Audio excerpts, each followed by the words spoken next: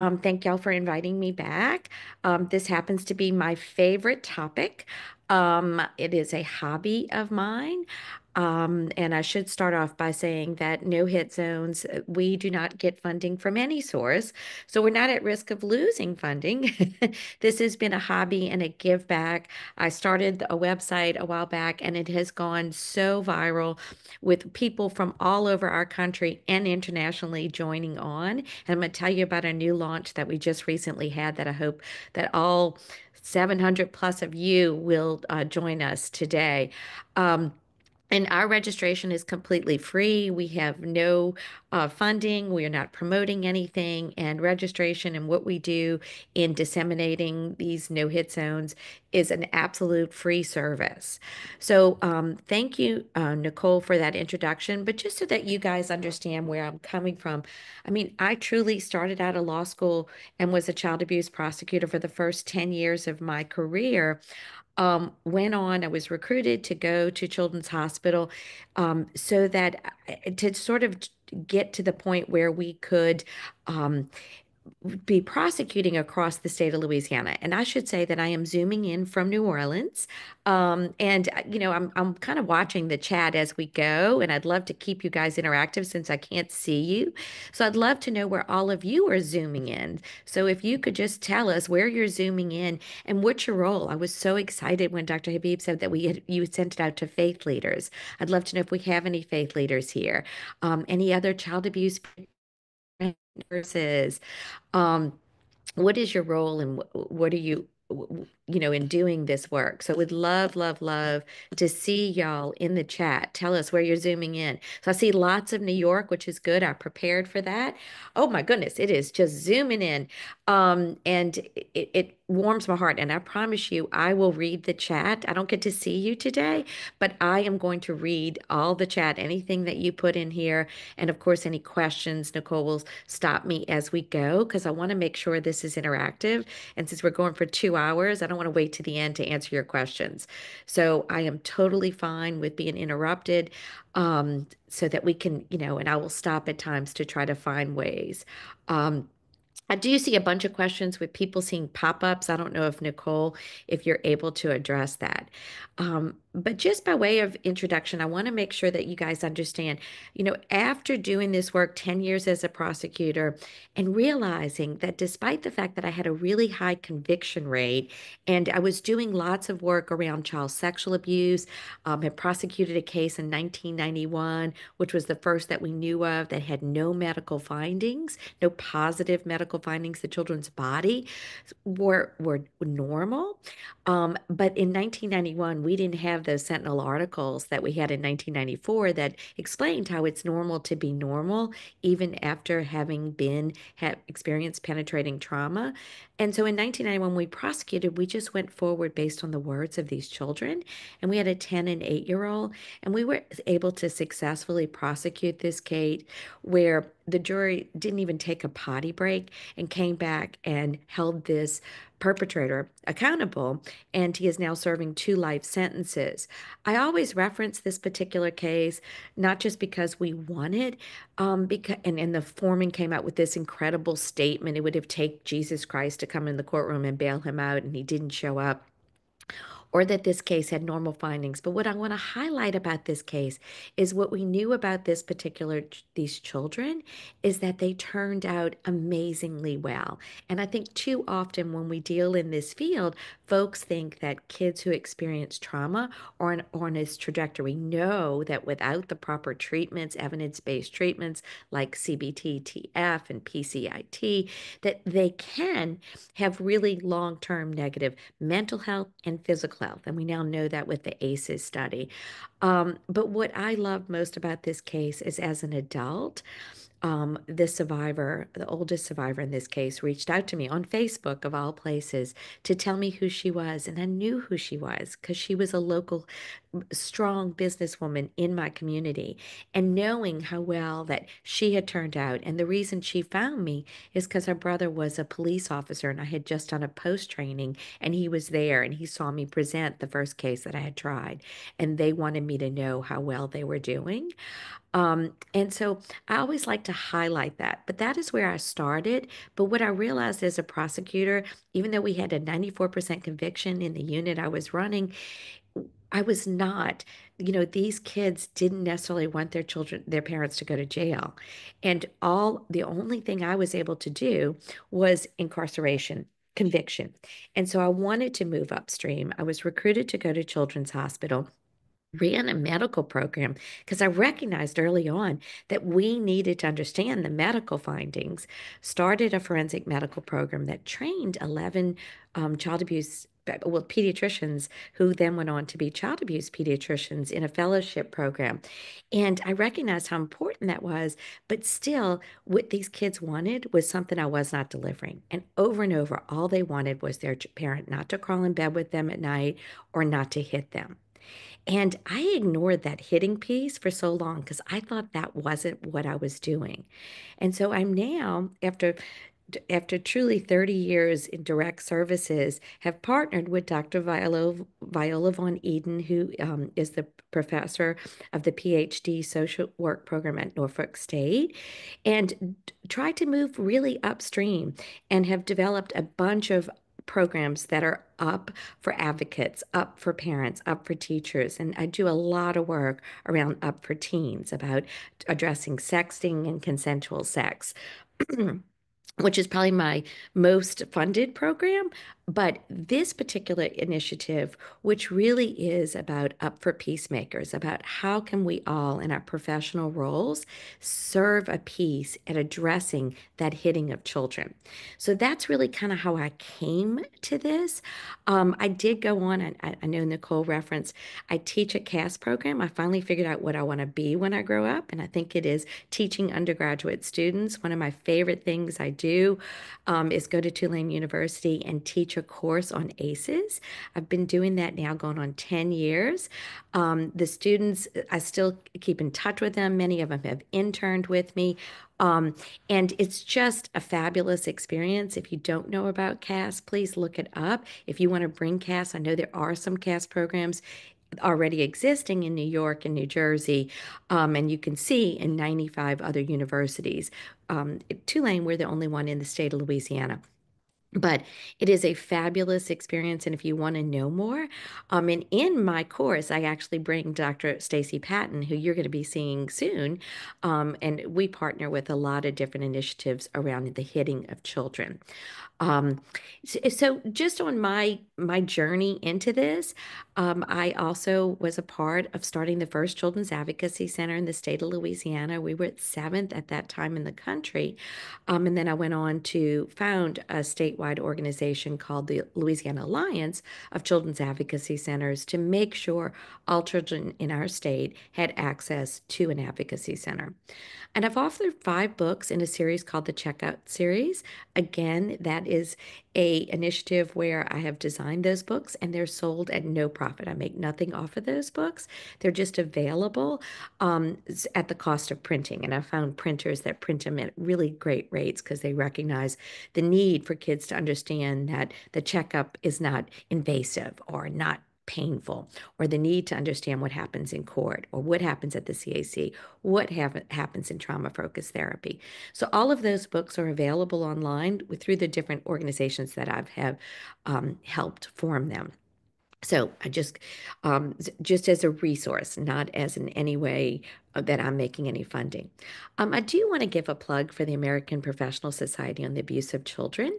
We have our colloquium coming up in New Orleans. I served as president during the pandemic, and we went Zooming, and we have now reached truly last year over 8,000 folks have zoomed in for online trainings, and we have many trainings on prevention, and I can see many of you who are here are interested in prevention. We also have a new series and course that we're doing in partnership with the New York Foundling, that is on all the B's of child physical abuse: the bruises, the brains, the bellies, the bones, everything about it. And it truly is for the multidisciplinary team. So it'll cover the beginning basics of what do we all need to know as professionals about recognizing those signs of abuse that might be non-accidental trauma.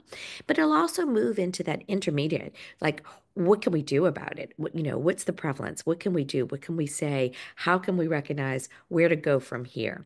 And so we'll have lots of different professionals from all different careers, and we'll also be covering one of how no hit zones can be a solution to child physical abuse, and that'll be launching in March. It is free to members. There is a cost, but if you join APSAC, it is completely free. And if you need a scholarship, please don't hesitate to reach out to me. I have my email throughout this, but I'll also just put out here right now, and Nicole, if you want to give it to folks, I am very accessible via text, and my personal cell number is 504 343 5899, and I have it on other slides. So please don't hesitate to reach out to me. So we're going to go on a journey about how did we get this movement of no hit zones, which have even gone into no hit zone advocates, and now the launch of no hit schools. But before we do that, I want to ask you in the chat, because this isn't particularly a question, but in the chat, I would love to know in your community, what is physical discipline, corporal punishment? What is it called? What is the hitting of children called? Because we know from research, if you ask parents if they ever hit their children, a lot of them will say no. Well, what do you do for discipline? And in my community, the number one thing that you would have heard is spank. And so I see a lot of people coming in with spanking, and we got spoil the ride, and we're going to go into that Bible aspect of it. Physical abuse. So beating, spanking, pow pow. Thank you so much. Whooping, beating, spanking. Uh, Fabulous discipline. A lot of times the word discipline. Have someone that was saying that in their community they don't believe it's being used as much anymore. But it used to be called a potch or a frosk. But we do see that it is across cultures still being used in certain forms. Um, Beating, pow pow, beating, absolutely correction. And it's so interesting. So I want to do a big shout out to my dear friend, Dr. Patton. But what she always says is the only difference between spanking and whooping is the spelling. And I love that quote because no matter what we call it or where it's called, and if I'm missing one on here, I want to know. Pinching, that is another piece. Pinching was a big piece for my mom. That would happen in the grocery store if we were acting up. You would get pinched, and you would know that when we get in the car, you were going to get. In my home, it was called crack. And I remember folks saying, I remember as a kid, my dad saying, "Don't make me crack you," and having a neighbor. Friend said, "Oh, what does that mean?" And I said, "Oh, the same thing happened in your house, but your dad just calls it whooping. My dad calls it cracking." It's the same thing. And what's interesting is we have parents that say, "Well, I don't hit my kids, I just tap them." Well, what does that look like? And I'm like, "Oh, in Webster's, that's hitting." But we have this cognitive dissonance that people don't really see the label as hitting. And so I think it's really important. A lot of researchers say that we should really use the word physical discipline. Um, but a lot of folks are more comfortable with corporal punishment. The AAP defines it as anything that causes that child physical pain. So it can be that pinching. It could be that, holding up books, kneeling on rice. Any of that would be what we're going to be talking about today. That sometimes folks don't see it as hitting. But we're going to talk about why it is in no hit zones. We know it's very important to make sure that we say this is a no hit zone. Um, so my own personal journey, if you'd have asked me back when I was prosecuting and starting running a medical program, was I in the business of spanking? Did I address spanking? My answer would have resoundingly been no. I did not. But what we actually knew is that we were seeing a decrease in the sex abuse, which is what I really had done mainly. I mean, most of the physical abuse cases I had done were severe physical abuse cases as a prosecutor. But in my medical program, we were seeing right before around the time of Katrina a huge upstick in physical discipline. And that has been noted across. So if you look at child maltreatment stats, there is across the US basically a steady rise in physical discipline. We've seen a kind of leveling out and in some places a drop in sexual abuse. But physical discipline and physical abuse, which when physical discipline crosses over in our legal definitions to physical abuse, we have seen an increase. And so what I had done was mapped it.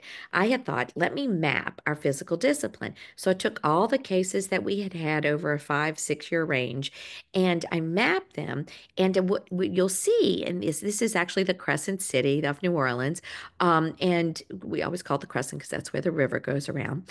But we had seen these hot spots, these red hot spots. And so, and they were notoriously popping up.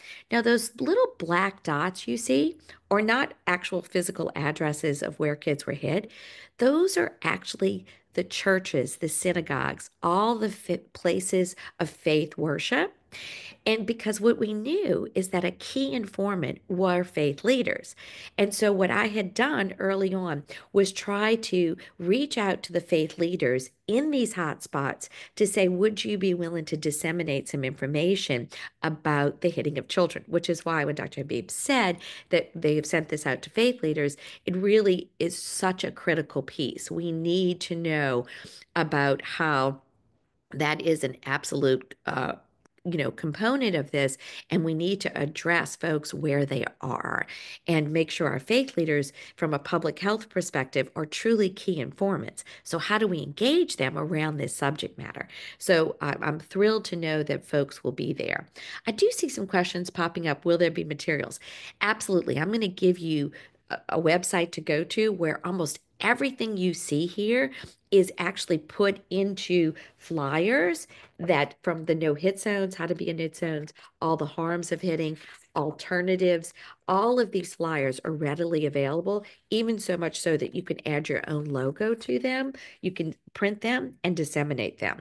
And we have actual posters too. So you're going to get access to tons of materials. I see that question popping up a bunch. But what happened to me is I actually reported this data about what's going on with the physical discipline that was increasing in our New Orleans, greater New Orleans area. And when I was reporting it to a group called, it was the Mayor's Task Force at that time on NOLA for Life that was addressing violence in our communities, the increase in homicides at the time, and the increase in gun violence.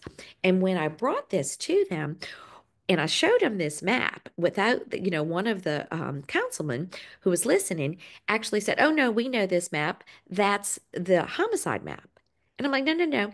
This is the physical abuse map for the community." And they're like, "Well, it looks just like the homicide map." And sure enough, what they showed me is at that same exact time, this was the homicide map, which you see on your right side. I don't know if you can see my cursor.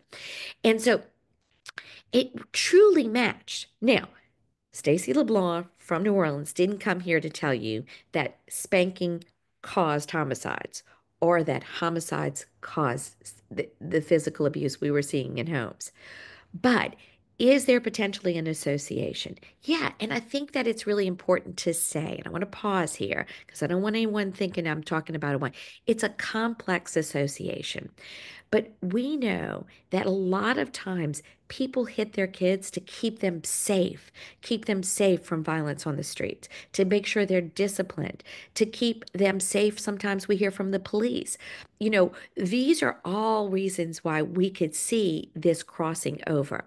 We also know that there's a cyclical piece. If you're raised with a lot of violence, we also know from studies that have gone into jails, we have sometimes mindset of like what kids need today is a good old-fashioned spanking. And yet when we go into jails, we can't find anyone in those jails that weren't hit as children, some of them severely.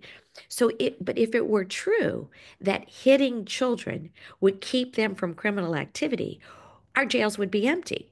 And so what we need to recognize that there is an association. So when we talk about this and we get pushback about kids need hitting, good old-fashioned hitting, we need to recognize that that is completely that doesn't correlate the way folks want to think it correlates. The other thing that really helped me about why I focused to corporal punishment, in that I'm teaching a course at Tulane on ACEs, I couldn't ignore in 2017, what won Article of the Year was a study that actually made the case that went back to that original Sentinel study that was done by Dr. Folletti and Dr. Anda way back when and replicated in every state that showed that these 10 were the core ACEs. But when they went back and looked at it, they realized that the coefficient D, the correlation and association to spanking was as strong as sexual abuse and as severe physical abuse. And so in one article of the year, but it really made the case and established that those of us who have dedicated our careers and professions into addressing adversity in childhood needed to start talking about spanking, physical discipline, corporal punishment, whatever we're calling, kneeling on rice, twisting of the ear, and we know, thumping, scratching, everything in there, switching, all of these pieces. And thank you so much. See someone in the thing. We need to recognize the psychological maltreatment. I will tell you about a study that I just did in Head Start that we made sure that we covered that using spurning words, calling children names, terrorizing, scaring kids, threatening to hit them, even though not hitting them, was also a form of causing them physical, mental pain and was also bathing their brain in toxic stress. And so we covered that with parents, and that made a big difference to them. So thank you for pointing that out. And we have some no hit zones that are actually being emerged as this is a no hit zone, but also a no shame zone. And I think that's a great. We don't hit them with words either. So thank you so much for putting them in there. And I think it is absolutely a big, huge component of what we're talking about. So we can't ignore this anymore. We have study after study that tells us that we need to be looking at spanking as a potential ACE. And so we need to be addressing this. Now, I particularly love this particular quote by Dr. Rodriguez, who's at ODU, who's a big researcher on the harms of spanking. And she looks at it as a psychologist, not just about the harms of spanking, but how do we change parents' behavior? Is just telling them enough? And the importance about the need to telling them about the alternatives, the need to tell them about the psychological maltreatment. And what she found is that the vast majority of physical abuse definitely transpires during a caregiver's intentional administration of physical discipline. Now, certainly where it goes to where the meets the legal definition can get investigated by child protection and law enforcement is when it leaves injuries or it occurs to an infant or it occurs out of anger. We're hitting a kid because I'm mad at my spouse. But typically where it escalates is where it becomes. And we know from this huge study out of Canada that found that 75% of validated, substantiated physical abuse cases from that huge study in Canada that has been done and replicated, that it was the intentional, it started as the intentional infliction of physical punishment.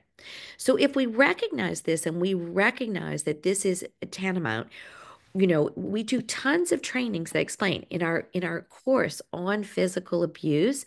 We'll be talking about recognizing when physical discipline does escalate and becomes physical abuse by legal definition. And usually we look at, where it is forensically, the location. If it's on, the suspicious part is when it occurs on a fatty surface, because kids from great homes like yours and mine have children get accidental bruises. They're going to get bruises when no one teaches them how to slow down, when they're learning how to walk, and they get that big old hematoma on that forehead because the wall stops their pace. Or when they're playing soccer and ball, they're going to get bruises on their shins, no matter how good those protectors on their shins are. Or they're going to get them on their knees and their elbows. We know that kids from great homes get bruises, but where it becomes suspicious is when we see them on fatty surfaces. And our course on the B's, and particularly the bruises, will cover all the dynamics of understanding this. And so we also know that there are particular parts that we care about that are really forensically valuable, particularly that triangle of safety. And so when I heard someone earlier say about ears, I wanted to comment on that.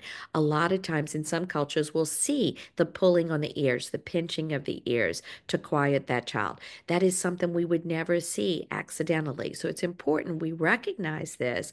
But today we're going to really focus on preventing the primary prerequisite to this. And so while I won't be going into all the dynamics and biomechanics of how bruises can be recognized as abusive, but we are going to really focus on that, recognizing that this all typically starts as physical discipline, and it is tantamount to a prerequisite.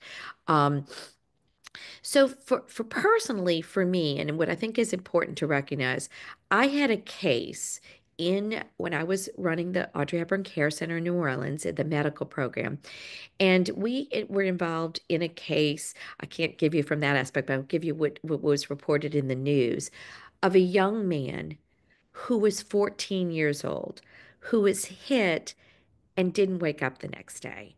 And he was spanked to death.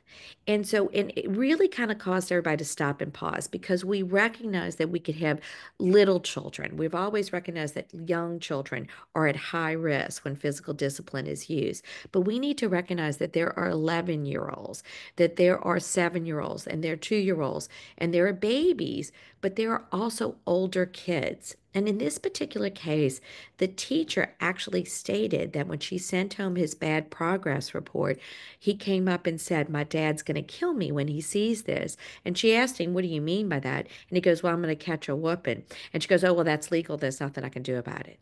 Imagine if she'd have just made a phone call and explained to him about what can we do to help with his grades that he was struggling with math, and that the teacher actually thought that maybe he had a form of dyslexia and he needed help. But instead, what that escalated at home was physical discipline that escalated to his death. And this wasn't an infant. And folks will say, well, maybe that just occurs in Louisiana. No, it occurs everywhere. And we need to recognize that the BBC has done an expose that actually shamed America and showcased how many children die in their own homes from physical discipline. And what was interesting is we were the highest of any other industrialized country. The next industrialized country was France. And people would say things like, oh, well, that's our poverty rate, that's our lack of medical. Well, they actually went into what is different. And one of the things they accounted for is that there was less physical discipline. And you might say, oh, well, it looks like it was declining. So when this BBC article came out in 2011, yeah, there was a decline in those current years. But I want to show you the current numbers, and we're all waiting. Usually it's released in February. Child maltreatment. But you can see here where the rate was actually a 2, right? And you can see that look at 22, 2.73. And you can look at your own state. I think the lowest state right now might be Vermont, but I'd have to look at that. But um, it is important to recognize that at this point in time of the expose, when they compared the US to other industrialized country, we were 2.4. In the last couple of years, we've been above that. We have been above that. And like Dr. Vince Pelusi often says, are we making a difference? Are we reducing this? And what we need to recognize, and folks will say, well, these are fatalities. Many of these are people that might have shot their children. No, the actual shooting of children intentionally trying to kill them is pretty rare. What we really are seeing is that most of these cases, if you look at the cause of death, is blunt penetrating trauma. What we used to see is a lot of the cases involved overlay, co-sleeping. So I started after Katrina when we had lost a lot of trees in New Orleans area.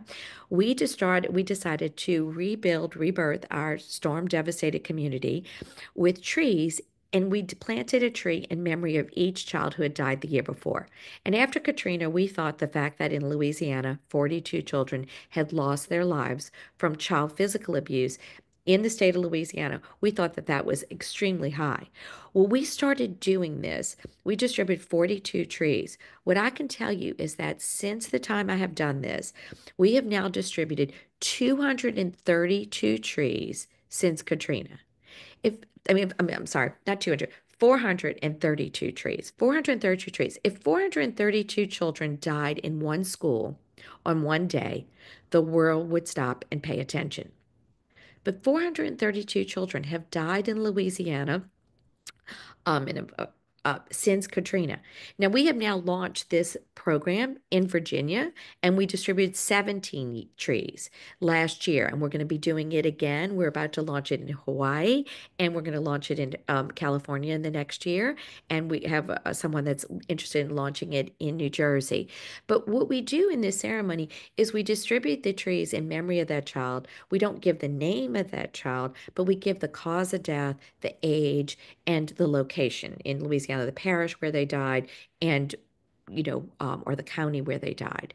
And then we give the trees to the professionals like yourselves, the heroes, and we call it Trees for Champions, to recognize their work. And we ask them to plant and nurture that tree in the memory of that child. I never thought that we would be at this place where every year we're distributing these trees. We get donors for the trees. It's a very other low cost way to raise it. But what I can tell you is when I started doing this, when we were giving out the trees, a lot of when we would say the cause of death, we would say it was from co-sleeping. So we started a lot of campaigns about back to sleep and the importance of having separate, safe sleep space. And we have seen a reduction across our country. What we haven't seen a reduction is the kids who die from blunt penetrating trauma, which is basically that spanking, that whooping, that corporal punishment, physical discipline that has escalated and into a fatality. And so if we want to get good about prevention, we have to start talking about this. The other study that I think it's important to note, and if you haven't seen this study, I'm happy to send it to you, reach out to me, but I think it is really crucial to understand that when they looked at what precipitated a caregiver's use of harsh physical punishment that resulted in a homicide, resulted in that fatality, a lot of times what folks are thinking precipitated it is like, I came home angry, I was stressed out, and that's why I did it. But the real, I mean, and maybe that was going on also, but if they look back, typically what the child was doing was normal child development. I have a master's in early childhood. This is near and dear to my heart. The hardest thing I've ever done in my career was student teach in a kindergarten classroom. But what we know developmentally is that kids are going to spill juice. They're going to spill things. Kids are not always going to listen to directives, all right? A lot of times they're just distracted. They're going to have potty training, accidents. And that we know that kids start crying as infants and that no is a way for them to express themselves by the time they become toddlers. This is resulting. So, 23% of kids who died by a spanking, by physical discipline that escalated, 23% had a bathroom related accident. 19% spilled juice or some other accident that child had perpetrated. 17% disobeyed and or 9% crying. So if we recognize that normal child development is actually resulting in their death because parents don't understand child development, then we have to recognize that approval for physical discipline is tantamount to a prerequisite in physical abuse, especially as it relates to US culture. And we're going to go into that. So I love this particular study that actually did what we were sort of figuring out is that the elimination of spanking would result in 4 fewer children who are exposed to physical abuse. In relation to the population of abused children, this study suggests that physical abuse could be reduced up to 33% if spanking was eliminated. There is no other method that we know that could eliminate 33%. Even addressing poverty, this is a huge, huge percent that we could reduce. So that is why the CDC and many other organizations have come to the conclusion that as it relates to the strategy, the technical strategy and package around what can we do to reduce child physical abuse, including child sexual abuse, resulted in recognizing that we have to address social norms around positive parenting and social norms that accept physical discipline as an alternative. So if we recognize all of these components, and we're going to talk about the cultural influences here in a second, and I know Dr. Patton's going to go into that in depth next week.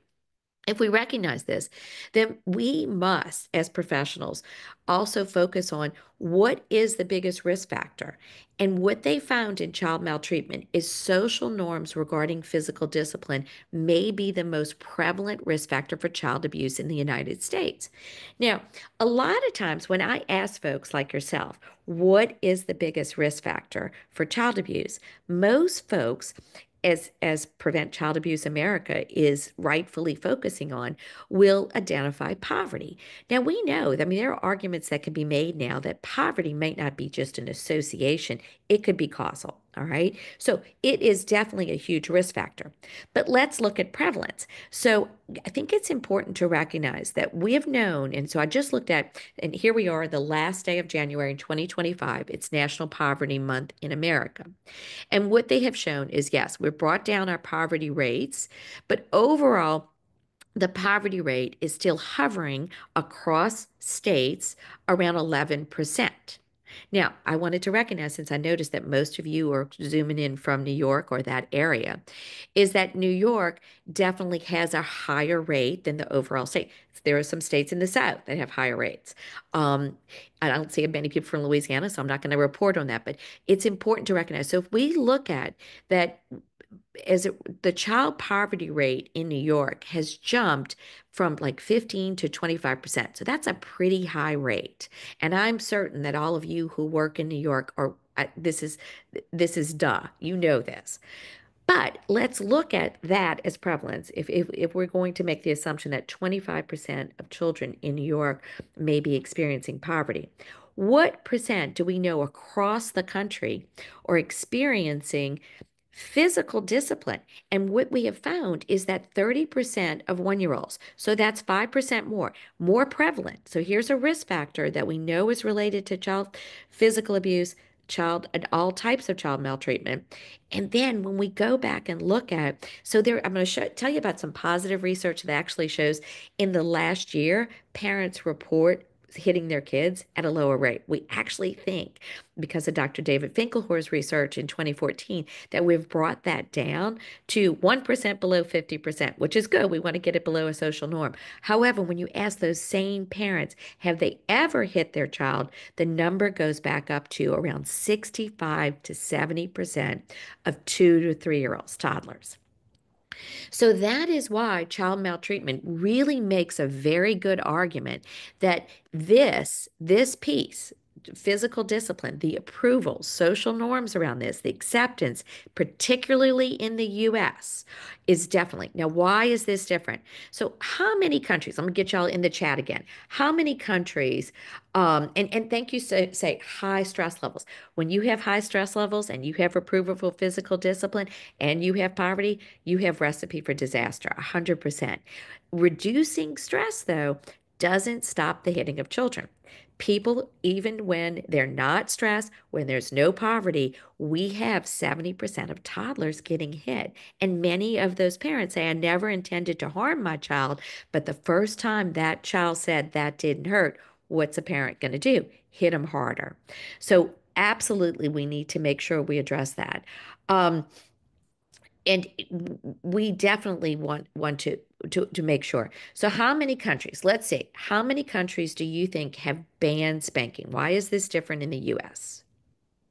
Scandinavian countries, I think, were first. You are 100% right. Yes, Sweden was the first country. So Yvette says 2. Anybody going higher than 2? We got 5. Natasha says 5, 5, 3, 4, 7, 10, 52. Who said 52? 52, getting close. Getting close. 65, Mary, thank you. All except the US. I wish it was.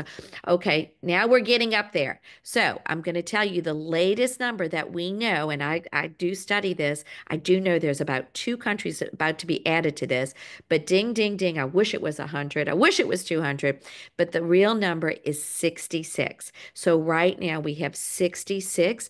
I believe there are some that say it was 67, but there's been a pause on that. Um, because we don't know if it's universal. But we have seen, and yes, you are 100% right, that Sweden was the first country.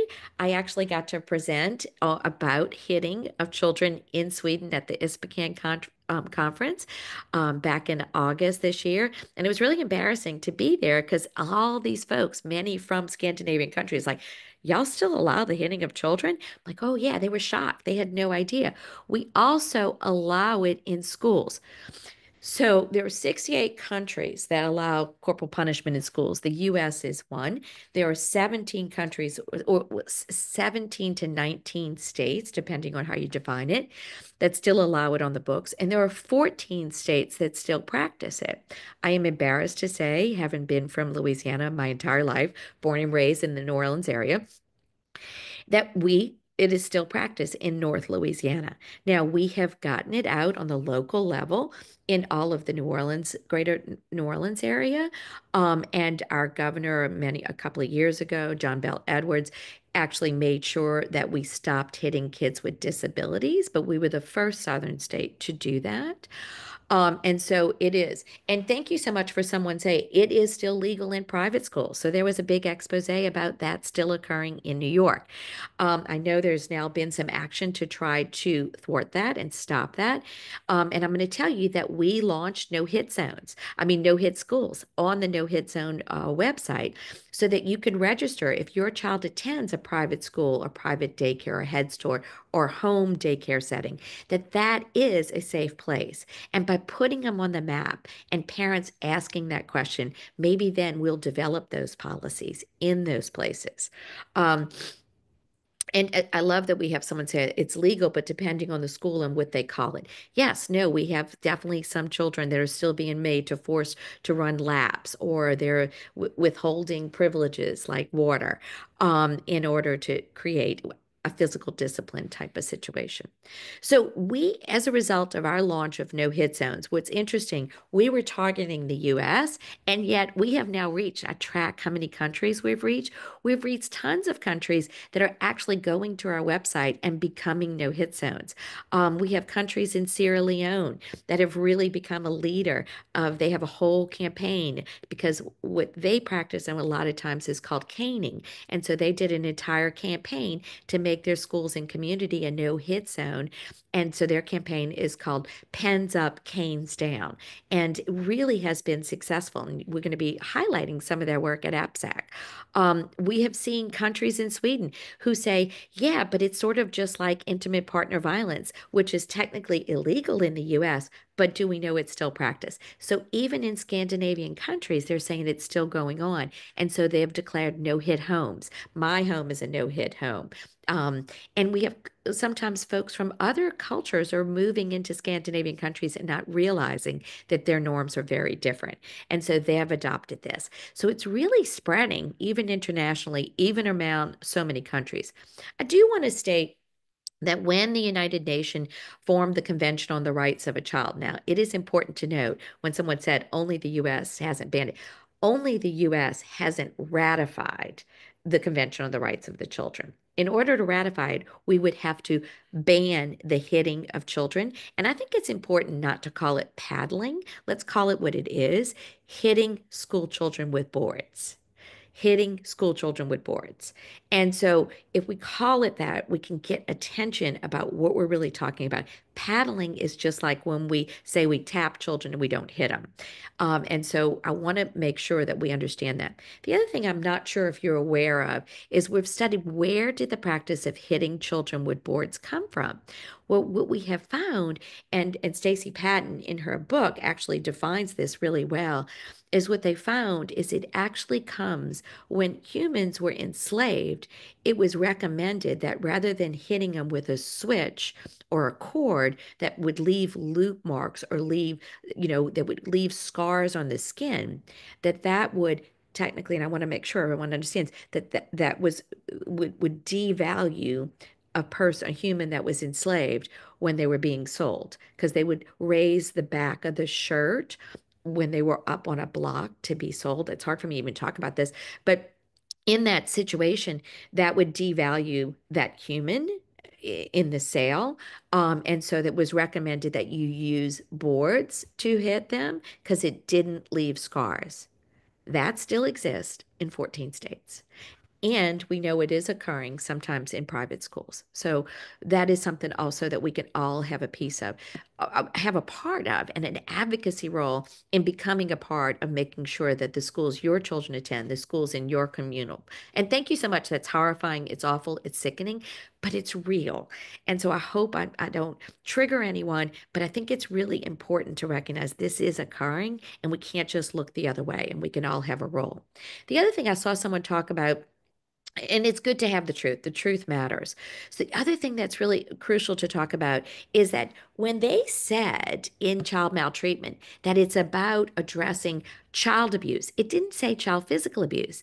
And many people said, oh, that must have been a mistake. No, the reality is we know that there are a lot of children who come in for forensic interviews and tell us, I can play clips of forensic interviews that said they feared telling about the sexual abuse because they would get in trouble. What happens when you get in trouble? I'll catch a whooping.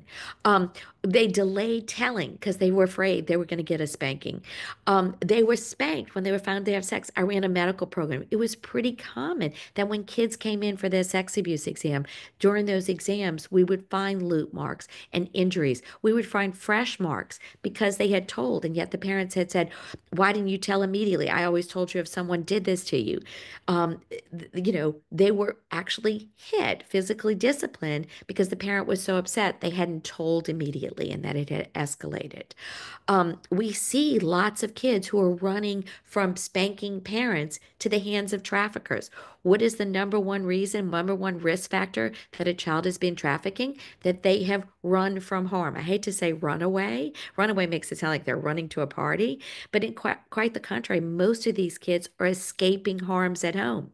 And we know from the research that yes, a lot of kids are escaping sexual abuse, but the research actually tells us more are trying to escape physical discipline. And it's like 40%. They have scars. We've seen this, that they're spanked for trauma behavior. We know in schools, we know oftentimes kids are medicated for displaying trauma behavior. So when that behavior is shown, that is external behavior, so we don't like in the home, dysregulation, yes, kids are going to be more exposed to physical discipline. And so we see a piece, and we are absolutely going to dive into that biblical reference that we need to recognize. So we have known for a long time in the child physical abuse that spanking raises the odds if a parent uses an object, whether it be a belt, that was pretty common in my household, or a cane, or a stick, or a switch. Yes, it's going to raise the odds by almost 9 times. So we've recognized that why this is important. We've recognized, and I hate to repeat, but because I don't have your faces here to kind of give me escalation, but we recognize it's an ACE.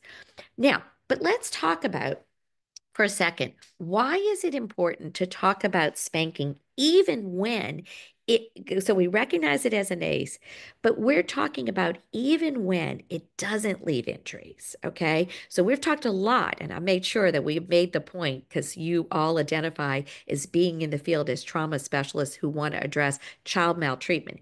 Even if it doesn't meet your legal definition of child maltreatment, why is this important?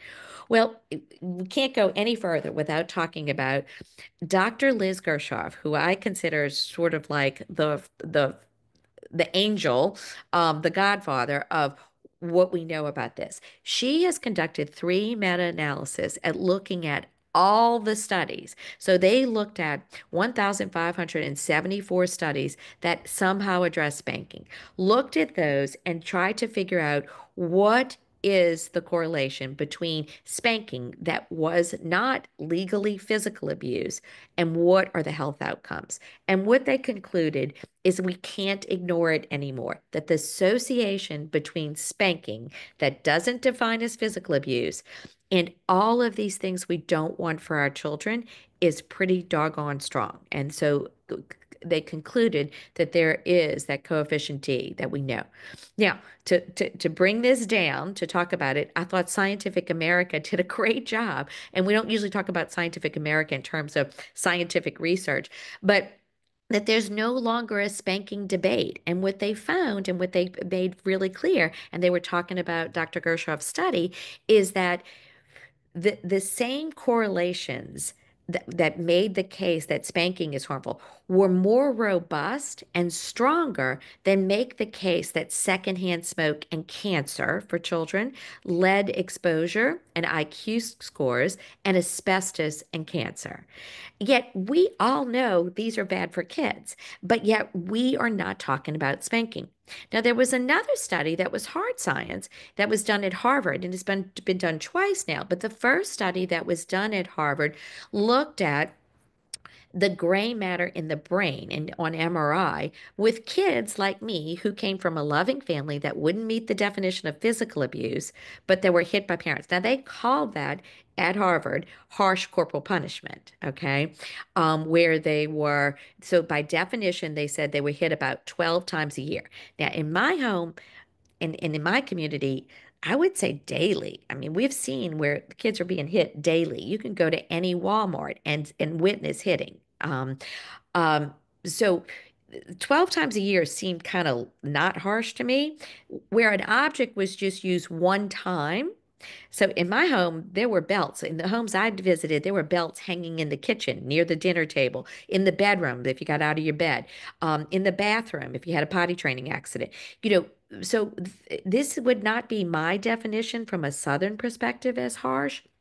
But this was the definition because a lot of people want to dismiss this. Oh, this is harsh physical discipline. Well, that's their definition. All right. Now, the important part that they excluded where it was physical abuse. So I know a lot of people that would probably be excluded or that the parent struck them when not in emotional control. I might have been excluded from this because my parents a lot of times were out of, were very, very upset and very angry themselves and very stressed when they were hitting. But what they found for this group, excluding this group, that they found that they had 19.1% less gray matter in the right medial frontal cortex, 14% left medial frontal cortex, 16% right anterior. So, and that these parts are significantly correlated. When I've done this a lot of times for frontline workers, including in post, in training officers, they'll giggle and talk about, oh, well, that's what happened to me. I was spanked. I guess that, that's why I don't do well on tests. Um, but a lot of folks will say, well, I can walk and talk. It didn't affect my brain. It's important for them to recognize that this is the parts of the brain that's more dealt with IIQ. And so I really want to make sure that point. This study was again looked at in a different way at Harvard yet again. And this looked at for kids who had been physically punishment, and then they compared it as it related to the stress in the brain. And so but they compared it as it related to other types of physical punishment to more severe forms. So this is comparing the brains of kids who experienced physical punishment that didn't have injury to those who had severe injury. And including kids who had been sexually abused. And what they found is that the parts of the brain that were lit up were very much the same. And so that what they concluded is that they have the same outcomes for children.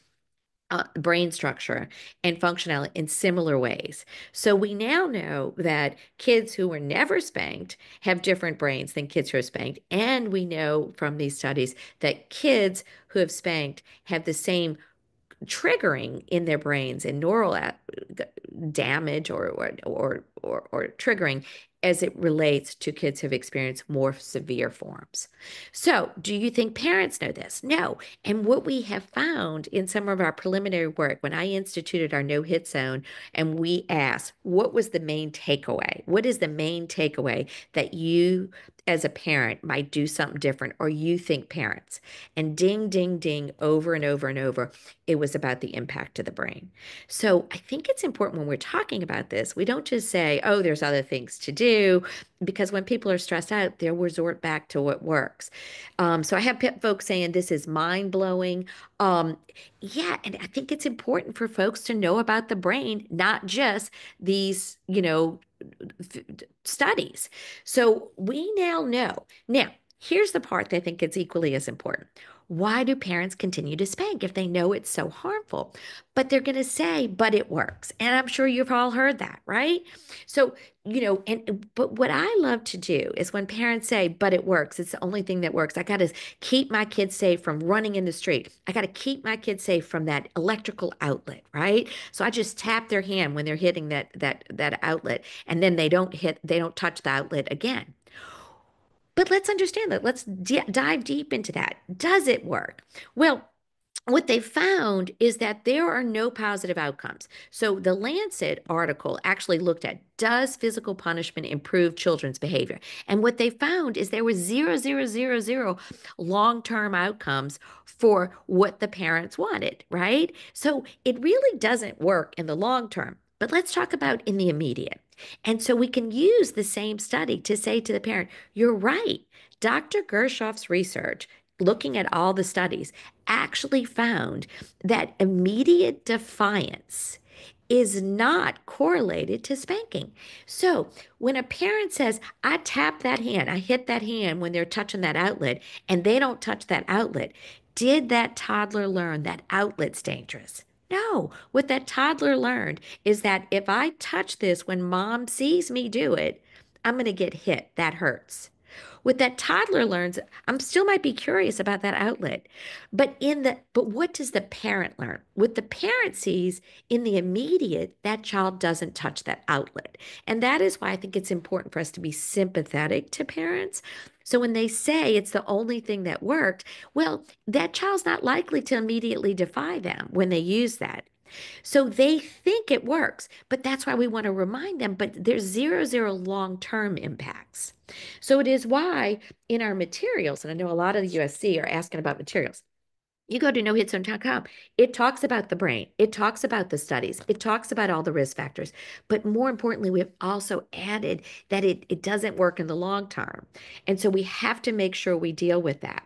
And so we also need to recognize Dr. George Holden, who's really done some great work, that when he actually did video recordings that people consented to in their homes, who they said, yeah, we spank our kids, but not often, he found that they were doing it very frequently. And a lot of times it was just for turning the page of the book. Because the audios were done where they would read them a story at night. And so they had these audios in the home. And oftentimes you could hear the children's hands being slapped because they were trying to turn the page, which is really developmental we want. We want them first to learn that whole left to right. But, parents were slapping the hand so they didn't touch the book while they were reading that storybook before they went to sleep. And that most kids misbehave within 10 minutes. But if we recognize that parents don't even realize this, they weren't self-recognizing that they were hitting their children or that they were doing it within that time. And so we need to make sure that anyone that's caring for a child does learn about this stuff. Thank you so much, Allison, for making that point. Um, so that is why I think it's equally important that we tell parents. So, but why is this so difficult? Why are we reluctant? What are people afraid of? And go ahead and put it in the chat. What is it that keeps you from wanting to address spanking? Because, a lot of times, one of the things I think it's important is to recognize that we have a lot of folks. I see people raise their hand. I can't call on you, but go ahead and put your question in there. What is it? What is it that you think? Um, and it's hard to find a happy middle. It's hard to bring this up. The cultural, the stigma, this disrupting therapeutic relationships. Yeah, people are afraid. If I tell you that spanking's harmful and you spank your children, you won't come back. But if you knew that, oh, wait, this child is exhibiting things of diabetes, wouldn't you tell them about that? Since you know this piece. And it's why I always talk about it in terms of, dear parents, did you know? Instead of, you shouldn't do that. And there are ways we can communicate this. I'm actually doing an entire day workshop next week in Newark about how to communicate these harms, how to do it, and worry about trust. And we worry about the piece. So oh my God, I just want to read all these comments in the chat. And lack of alternatives, 100%. I'm going to dive into that. That is why most of the landscape, most of the property of this flyer is about alternatives from infancy to teenagers who might be sexting and bad grades. So we have to give them alternatives, because if we don't give them alternatives and we just tie their hands behind their back, when that kid's misbehaving, what are they going to go back to when they're most angry? Hitting and hitting hard. So we absolutely have to give alternatives. And religious beliefs. We're going to jump in there. Okay, so let's talk about some of this. So, why is this difficult? You guys are all defining it. It's difficult because you know that the population you serve does it. So, let's talk about, we already talked about how it's 70%, but did you know that 5% of mothers report? Now, this is the limitation here, is that could be more, right? These are folks that admit it. 5% mothers report starting to spank at 3 months of age. This conversation has got to be had, right?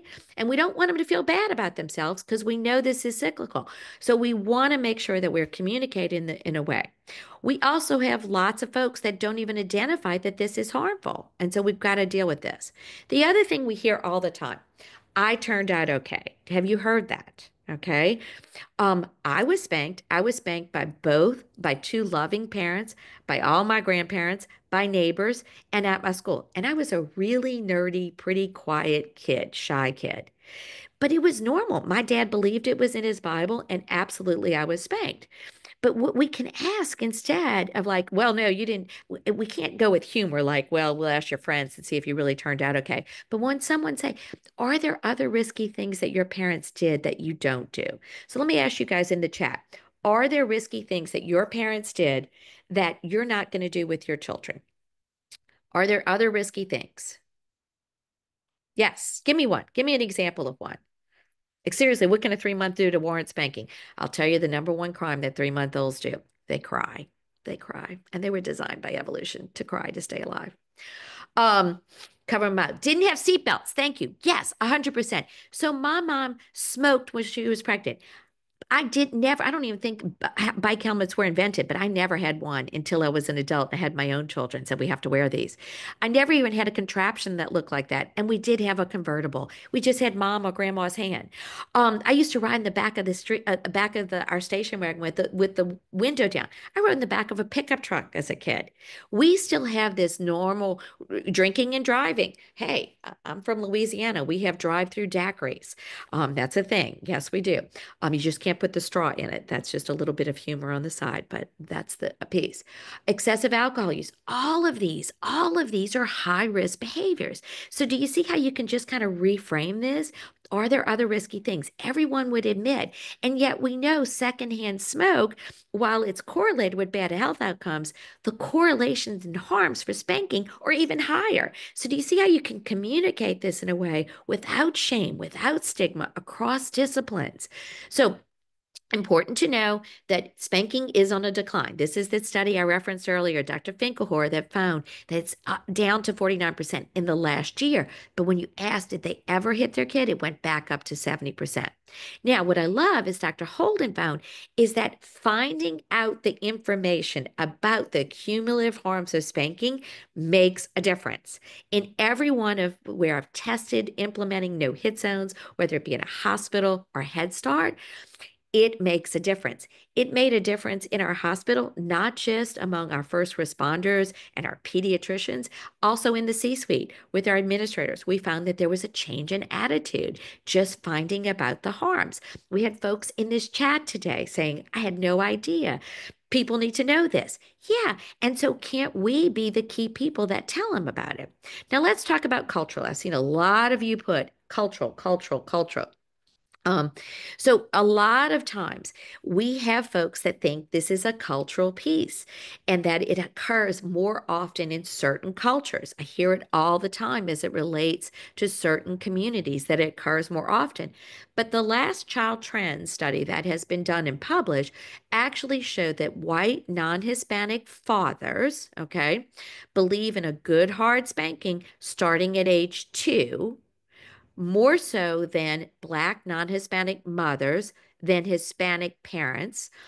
And it's important to recognize that in the US, the only group that has been notoriously below the social norm of 50% is Asian. That does not mean that Asian parents don't hit. We can see here there are still Asian parents who hit their children. People tell me, I'm Asian. We were caned. It was horrible.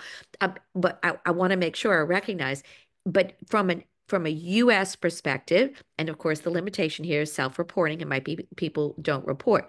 But yes, exactly. Thank you, Joseph.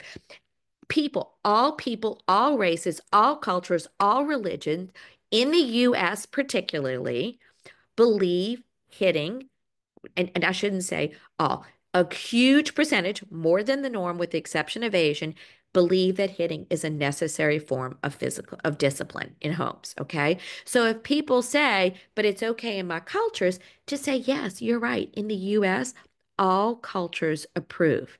But that doesn't lessen the risk. Okay.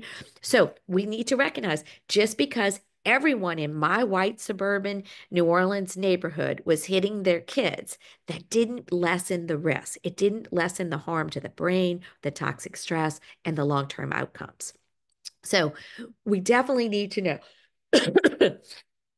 And thank you so much, said that I was afraid to even have kids because I thought I was going to hit my kids.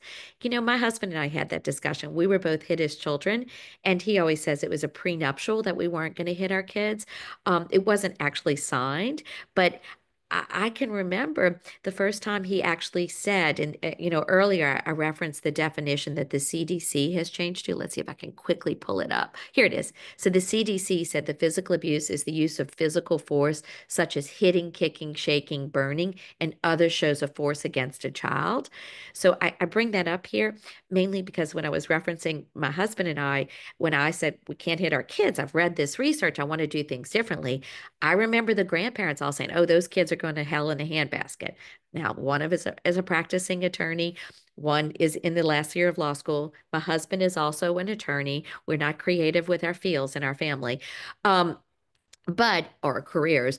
But what was interesting to me, I'll never forget the first time my husband actually said to my son, "Don't make me come over there," when there was some behavior he was doing, he, was trying to address. And I'm like, I looked at him like, "What are you going to do when you get there?" And he goes, "Wait a minute. We agreed we weren't going to hit him. You didn't say we were going to threaten him. What are we going to do if we're not going to threaten him?"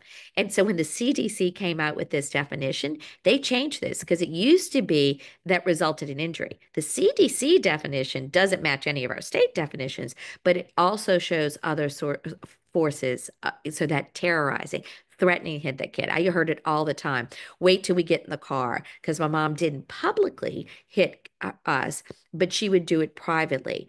I will say the one thing that we see is different is that we absolutely do see from a cultural standpoint, some cultures are much more proud to hit in public.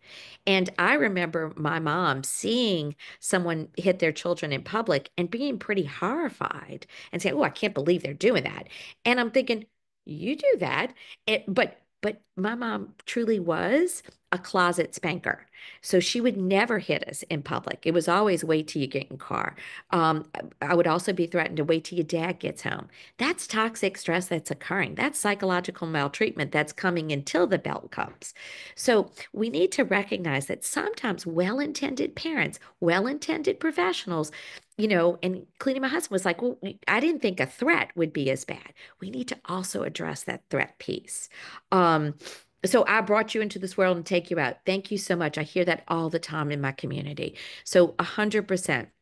But it's okay in my culture. So we now know. Now, Stacie Patton is really going to address with you her book, which I absolutely love. If you don't have a copy, I wish you guys were going to see her in person because you get her to sign and autograph her book, which is what I do with my students. But to really understand that where does hitting children come from an African American perspective?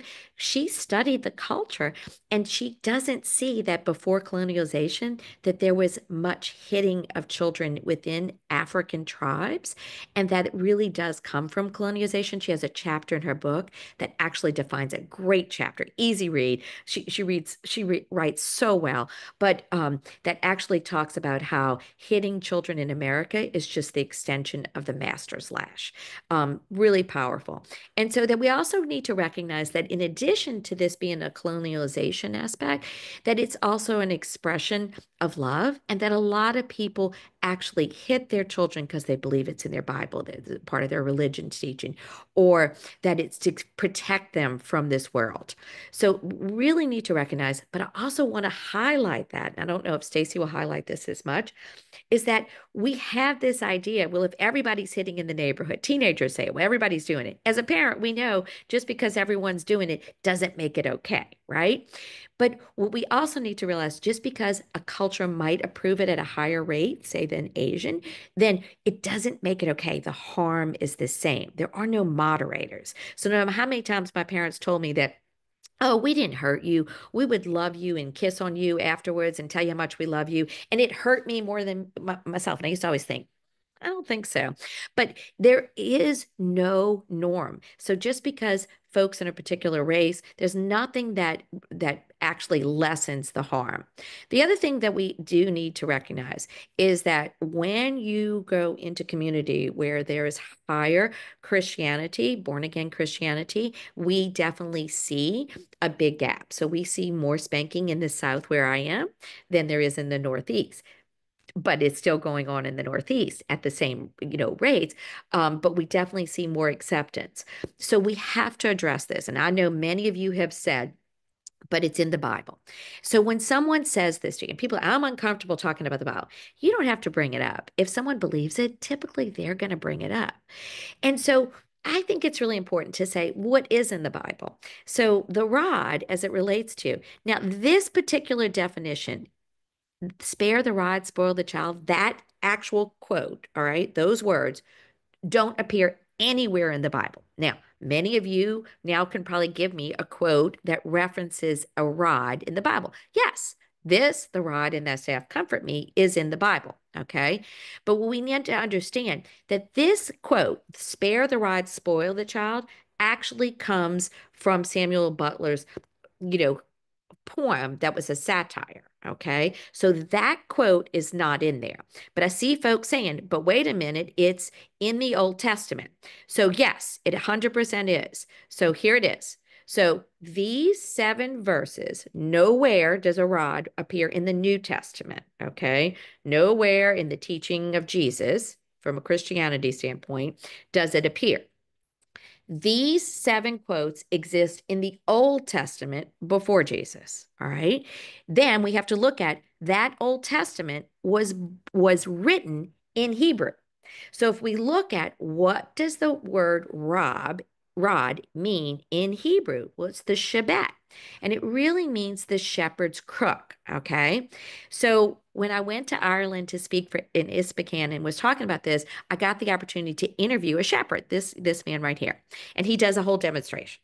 And so we asked him, and we could look this up, do shepherds hit their sheep, their flock, with the Shabbat, with the rod?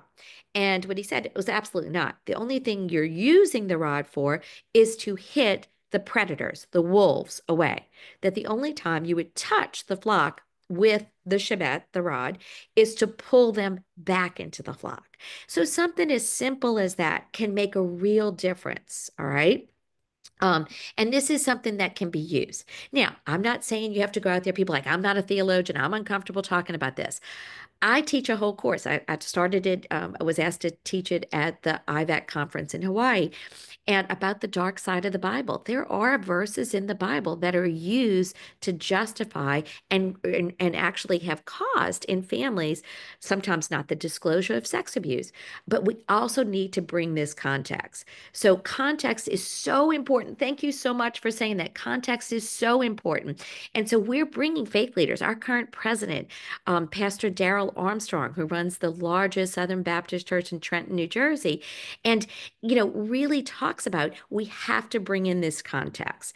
A book that I love that I give any Christian parent at their shower, they say, bring a book. Jesus the Gentle Parent. So I know many of you brought up from a Jewish perspective. We know using the rabbi's voice across, whether it be Reformed or Orthodox, that this is an important piece, that they're an important piece of recognizing these harms. For Catholics, it's a little bit easier because we do have the study Bible that actually says we should not use it. The United States Catholic bishops, I served on their National Review Board for 3 years, and they adopted no hit zones as part of all their April activities. And Victor Veith has been doing a lot of work working with the Lutheran community and making sure. So this is a great book that addresses this aspect. I'm not going to be able to go deep dive into this today, but we really do need to understand. And thank you so much. Somebody said that many slave owners use the Bible to justify slavery. Yes, there are many things in the Bible that have been used to justify violence and harms for children and humans. And so we need to recognize this. So if you don't believe me, and those of us in the chat that are really going into this, and you're like, I don't know about this, the Christians, doctors, the parents, Dr. Robin Perrin and Cindy Miller Perrin, have actually done 2 studies that actually show for some parents, we already talked about the secret sauce, right? So the secret sauce is we got to explain the harms, the ineffectiveness, and we have to include alternatives, right? And so many of you are saying we got to give them alternatives. Yes.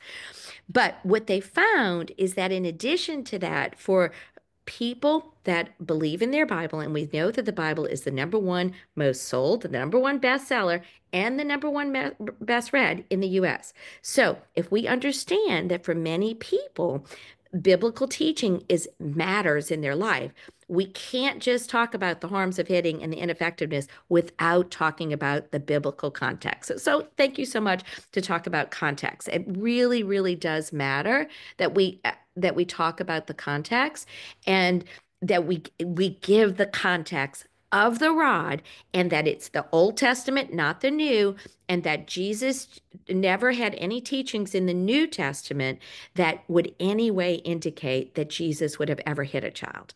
That's why I love this particular book. So context does matter. The research tells us it matters. All right. So how can we end this? All right. So I have done almost hour and a half about the harms, why it's important to all of you.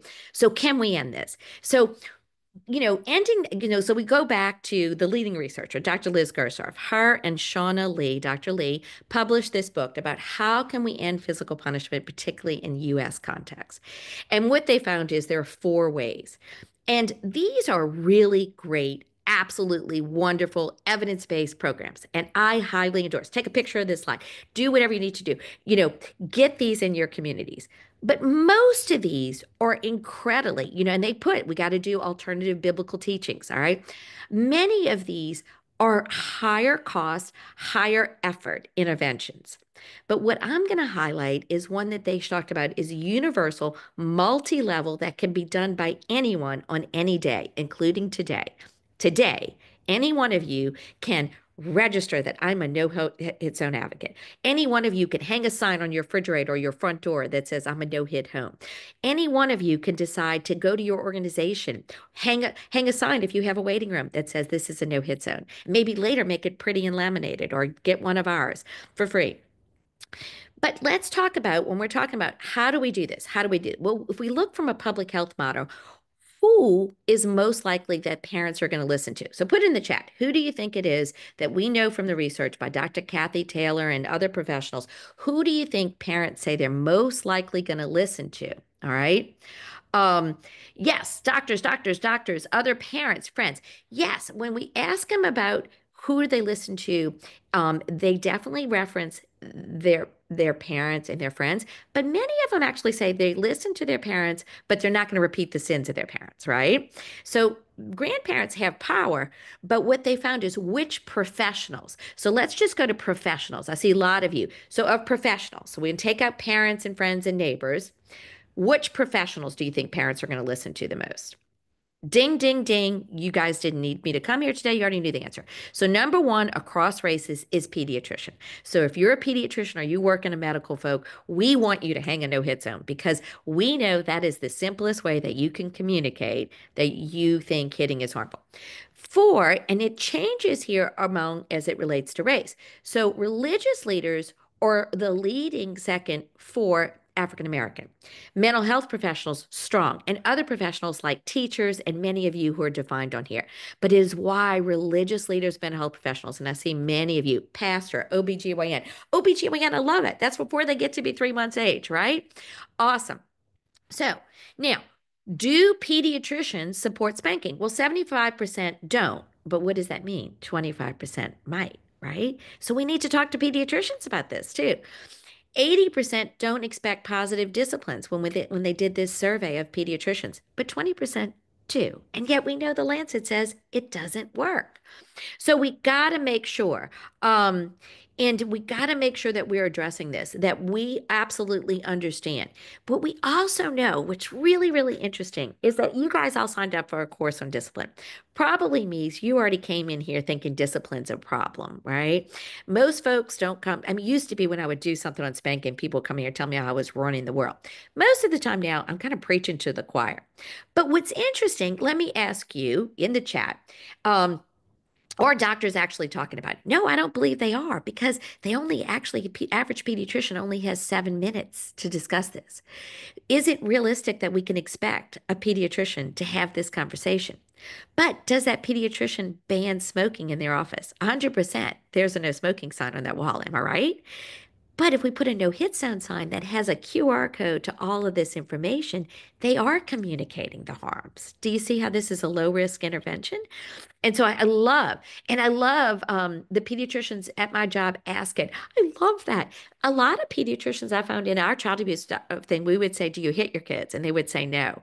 And then we started asking, what do you do for discipline? Oh, well, I whoop, I spank, I tap. So we had to ask the right question. Hitting wasn't really the question. Floristic ignorance. So what's fine is that the over 700 plus of you that are here today, okay? And thank you. Someone says, in all the years, my pediatrician hasn't brought it up. But we could ask your pediatrician, would you like to hang a sign? Did you know that you are the person that parents are going to most listen? Did you know that 3% of parents report starting to spank at such a young age?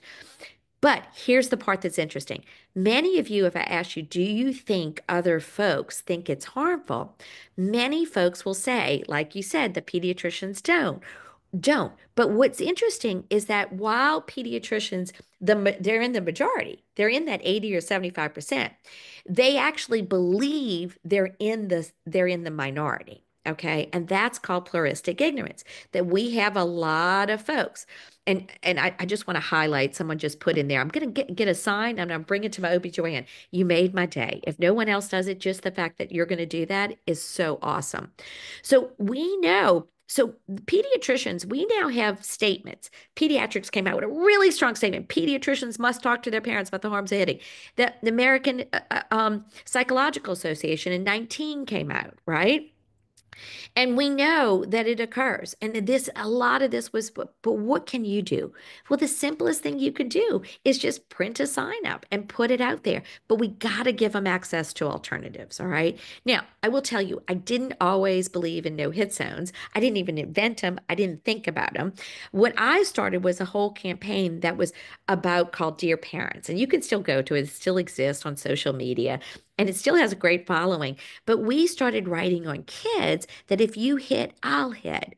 But when we tested this, because I really believe you got to evaluate before you disseminate, when we tested Dear Parents as a way to disseminate the research using leading researchers, like Dr. Mel Schneiderman talking about hitting doesn't help and that research. And we had them as screensavers all around our hospital and we tested it. What we found is that a lot of parents, when the sign was like, if you hit, I'll hit. They were like, "What? Smack that kid harder." That no child's going to tell me that kids couldn't be the messenger, and that while it was effective to use professionals as the messaging, it wasn't as clear. People weren't realizing the alternatives. So, out of Rainbow Babies, a child abuse pediatrician said, "No more in my clinic are people going to hit kids." She hung up the first no hit zone sign at Rainbow Babies using the same thing that worked to reduce smoking. We know those no smoking signs worked. And so, this no hit zones are really just clear signage. All right, that talks about no adult's going to hit an adult. No. And a lot of people have added in no hitting with words or no shame, which I love. And we're trying to do as it relates to the entire campaign. But it's a bystander intervention. The primary goal is to create a safe and healthy environment for all people that visit. Now, people are going to say, when you say, "Can we hang a sign in my OBGYN?" They might say, "No, but it's legal. We can't do that." It is legal to smoke. Am I right? It is still legal to smoke. It may not be legal to smoke in this office, but it is still legal. But we have changed norms by hanging a simple sign. And that is why this campaign has really worked. Now, has research been done? Here comes, lo and behold, Dr. Gershoff and her colleagues studied the first hospitals that became no hit zones and made the conclusion that they have considerable promise to change attitudes. So we can turn not just that people don't hit so we don't have to see it and it's just stressful for us here, but we can turn it into homes. And there's now been two studies that says in order to take no hit zones to less hitting in homes, we have to provide materials. Those materials have to define how it's harmful, how it's ineffective, and alternatives. That's the secret sauce. That's the secret sauce. Okay. So, hanging the sign, declaring it a no hit zone is the simple way to do this, but we have to give them alternatives.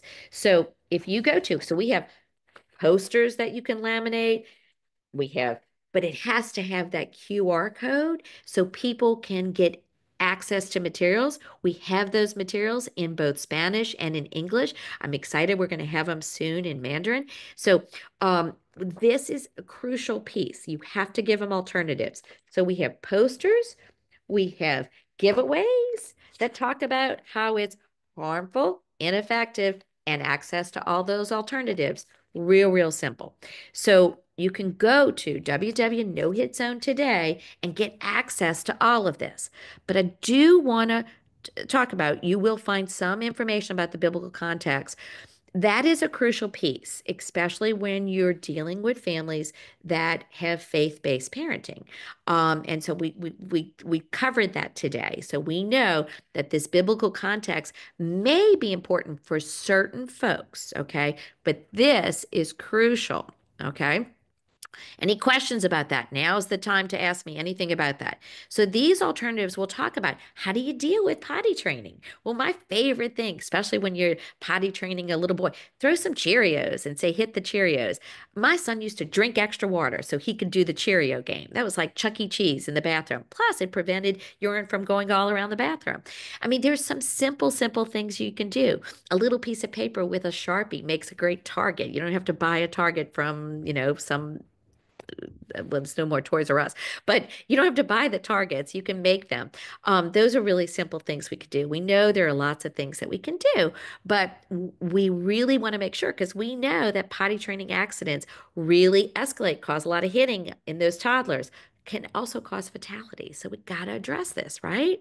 And then when it relates to teenagers, we got to talk about sexting. I have an entire program called Teen Sex and the Law that addressing how can you be savvy and connected but safe online, right? And parents need to understand it. So I work very closely with Dr. Patton. We do a lot of workshops. We'll be doing one in New Orleans come very soon. But the other thing I want to highlight is that a lot of people will recommend parenting books. Now, I'm a big fan of parenting books. I read parenting books for a hobby, and actually would publish an article with some other researchers smarter than me. And we looked at the top 10 most popular parenting books at that time and websites, web-based sites. And what we found is there's some really, really good advice about alternatives. However, What we also found in these books, many did not address the actual harms of hitting. It might have been in one paragraph in that whole big book. And they don't address the brain, the science, and everything or the biblical context. So great for alternatives on regulating kids, but not the safe all, because when parents are most frustrated, what are they going to do? They're going to go back to what they thought was culturally acceptable in their homes. So we actually encourage that no hit zones be implemented across the spectrum. And this spectrum of prevention was invented or researched and disseminated by Dr. Larry Cohen and his colleagues, but that no hit zone's not just a sign, that's a policy, so everybody knows, and that it changes organizational practice by hanging a sign, but that you actually foster groups, that you have groups to come together, because it's hard to go in and get your organization to do it alone. I remember when I first started doing this in a very southern in New Orleans at a children's hospital, people were like, oh, we're not going to do that here. They'll go to the next hospital. But they did it eventually because I worked together with security that was routinely called when kids were getting hit and they didn't know what to do with it, or social workers. And they joined me and said, yeah, we want everybody to know what to do and how we can address this. And then getting your community, taking your zones to those Head Start programs, to the barbershops, to the beauty salons, to the grocery stores, to the restaurants. So, what is a no hit zone? The simple thing, these black slides come right out of my no hit zone training when I'm training folks about what to do, is that when you see something, you say something. And we don't say it with shame or blame. We're going to say, waiting is hard. Um, and we're going to respect their role. We're not trying to tell you how to parent. And we're going to whisper. We're going to de escalate. We're going to bring our body size down and say, for the safety and protection of everyone, we're a no it zone. I'm obligated because I wear this badge to say something. But how can I help you today? I have some resources of some other things that we know that work. It is that simple. What it isn't, it is not judging, threatening, shaming, blaming, or threatening to report. Okay. It's not that. No hit zones are really just communicating that in this area, for the safety and protection of everyone, we are a no hit zone. I'm obligated to say something. It is that simple. It is not this. Okay. Now, folks will say, oh, that's great. I want to do this, but I don't want my sign to be so much hit them in the face. If we'd have hung signs that said breathe clean air, we would still have people potentially smoking saying that's a good idea. If we don't say exactly what we mean here, we're going to have folks that perpetuate this. So we did have a hospital that started a no hit zone called One Kind Word. When we called yet a year later to say, do you have a no hit zone? They're like, no. Well, do you have one kind word? Yeah, yeah, we use kindness when we talk to parents. They didn't even realize that meant that if I see something, I'm supposed to say that for the safety and protection of everyone, we're a no hit zone. But that is simply what no hit zones are. And that what I'm really excited to tell you guys, and I didn't get to tell you last time, is this is been just published in the last year. It's on the website, www.nohitzone.com, that we evaluated the 500 folks at the New Orleans Children's Hospital, with first 500 that were trained, all were trained, about did it change attitudes? And it significantly changed attitudes.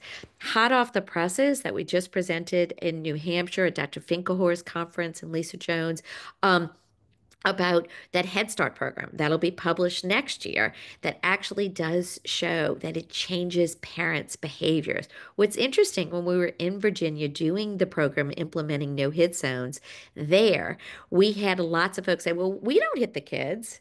But as I'm doing the training, I had one after another in every training that I did of these wonderful, loving, caring, nurturing Head Start workers, early childhood educated workers, who said, wait, are you telling me that we can't tell the parents to hit their kids? Like, yeah, we're telling you to tell the parents that this is a no hit zone because it's harmful. Well, we routinely call the parents and say, look, he got in trouble today. He wouldn't stay on his mat during nap time. You need to bust that. And we heard that over and over, that even in schools, in Head Start programs, where they knew they couldn't hit the kids, they were a part of perpetuating the violence at home. And when we trained the workers the professionals who did the work in the centers separate from the parents, and the parents said, oh, well, we often get pressure, we get notes at the end of the day, spank my kid. And we didn't even realize that. Even the administrators that had brought us in didn't realize that. So that research will be coming in, and so we really need to make sure that we're addressing this. If you want to know more about this, there is a video of talking heads of a lot of folks who are experts on this, and talking about how to do this. So, how do you become a no hit zone? All you do is go to the website and register. It's free. It's free. There is no cost. Become an advocate. Access the toolkit. Become a part. Just by clicking on, we know where this is going and we track it. And everybody that becomes a no hit zone organization, do you have to register? No, you don't have to register. But when you do register, you make it easier for the next person. Because when I was doing this, there were 14 hospitals that were no hit zones. It was a lot harder to get it going. Now I can show how many hospitals, how many organizations, how many children's advocacy centers. There are many, many, many children's advocacy centers, and it's going international. We have signs in multiple languages. If you're willing to give us what the language would be, we will develop this sign for you. You can make your own sign. We highly recommend that your sign is direct. I did do this in Japan, and there's a lot of no hit zones in Taiwan now.